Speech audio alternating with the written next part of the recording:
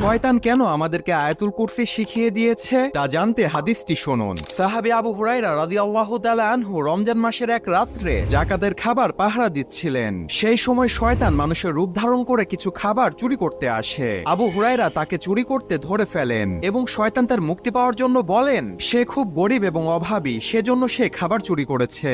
আবু হুরায়রা তার কষ্ট দেখে তাকে ছেড়ে দিলেন। দ্বিতীয় দিনে ঠিক একই ঘটনা ঘটে এবং শয়তান আবারও মুক্তি চায়। সেই রাত্রেও তাকে ছেড়ে দেওয়া হয়। তৃতীয় দিনে শয়তান আবারও চুরি করতে আসে, কিন্তু আবু হুরায়রা তাকে ধরে আর ছাড়লেন না। তখন শয়তান তার নিজের জীবন বাঁচানোর জন্য বলল, তুমি আমাকে ছেড়ে দাও, আমি এর বিনিময়ে তোমাকে এমন একটি জিনিস শিখিয়ে দিব যা করলে তোমাকে আল্লাহ তাআলা শয়তান থেকে রক্ষা করবে। এই বলে তখন সে শয়তান আয়াতুল কুরসি শিখিয়ে দিলেন। এই ঘটনা সাহাবী আবু হুরায়রা রাসূল সাল্লাল্লাহু আলাইহি ওয়াসাল্লামের কাছে বর্ণনা করলেন। তখন রাসূল বললেন, সে শয়তান তোমাকে সত্য বলেছে।